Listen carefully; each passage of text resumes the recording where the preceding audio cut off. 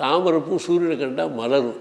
ஆனால் சந்திரன் வந்துட்டு அப்படியே வடங்கி சூடாக போயிடும். அந்த மாதிரி இந்த பஞ்ச ஞானேந்திரியங்கள், பஞ்ச கர்மேந்திரியங்கள், பஞ்ச பிராணங்கள், மனோ புத்தி அத்தனையும் சேர்ந்து 16 பொருளும் சேர்ந்து சூடாக ஆகி இந்த உடம்பை விட்டு வெளியில் போய் வெளியிலேருந்து நமக்கு எந்த சரீரம் பிடிச்சிக்கிறதுக்கு கர்ம பலன் இருக்கோ அந்த கர்ம பலன் தகுந்த மாதிரி அந்த சரீரத்தை பிடிச்சிக்கிறது போகிறது. அதுதான் மரணம்னு பேர்.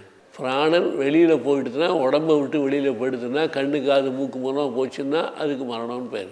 10வது ஓட்ட வழியாக வெளியில் போச்சுன்னா அவனை மரணம்னு சொல்லக்கூடாது, அவன் அமிர்தம் அடைஞ்சவன், நல்ல கதி அடைஞ்சவன் சொல்லணும். இப்படி இந்த உடம்பு வேற ஒருத்தட்ட போகிறது. அங்கே போகிற எப்படி போகும், அந்த ஊர் அந்த உடம்புல எப்படி போகும்? இதே மாதிரி எங்கெல்லாம் பஞ்சபூதங்கள்லாம் இருக்கோ, நெல் இருக்குது, கோதுமை இருக்குது, இதெல்லாம் இருக்குது, சாமான்லாம் இருக்குது, அதுக்குள்ளவே நம்மளுடைய உயிர் அதில் போய் உட்காந்துரும். மழை பெய்யுறது, மழையிலேருந்து ஜலம் வருது, ஜலம் வந்தவுடனே பயிரெல்லாம் வளருது, பயிரெல்லாம் வந்தவுடனே அதுலேருந்து எடுத்து தானியங்கள்லாம் எடுக்கிறோம்.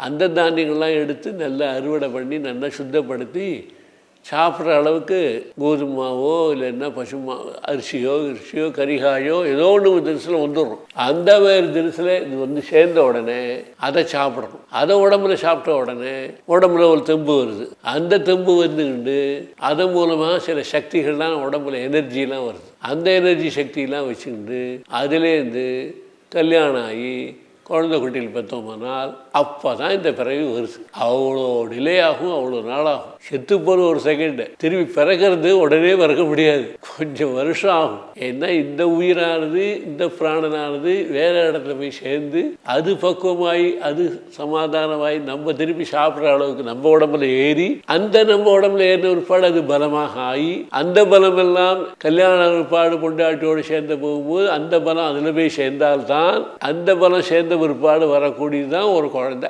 அவ்வளோ இடைவெளி இருக்குது மத்தியில். ஆகினால்தான் இப்பிறவி தப்பினால் எப்பிறவி வருமோ ஏது வருமோன்னெல்லாம் அந்த காலத்தில் பாடினாங்க.